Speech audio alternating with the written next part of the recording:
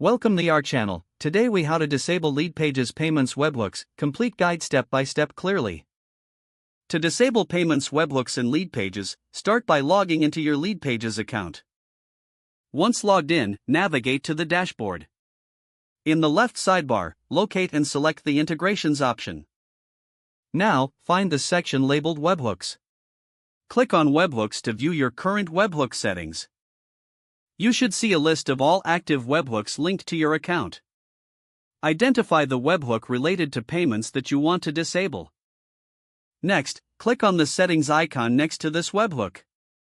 A settings menu will appear showing you the details of the selected webhook. Look for the option that allows you to disable or delete the webhook. Select the option to disable or delete the webhook.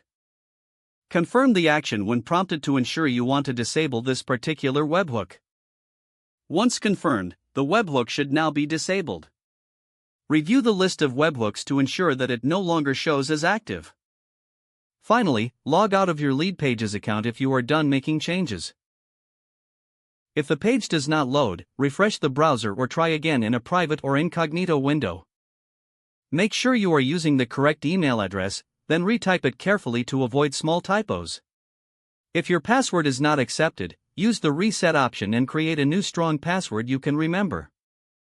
Check your spam folder for verification or security emails, then complete any requested confirmation steps. Enable two-factor authentication if available to improve account security and reduce unauthorized access risk. After signing in, review your profile details so your contact information and settings are accurate and current.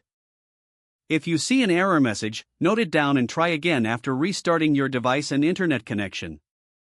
Log out when you finish, especially on shared devices, to keep your account and payment information secure.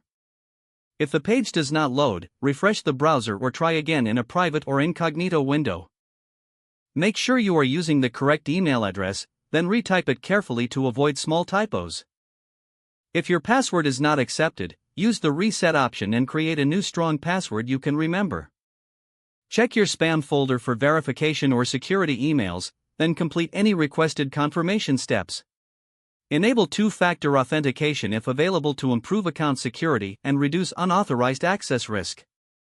After signing in, review your profile details so your contact information and settings are accurate and current.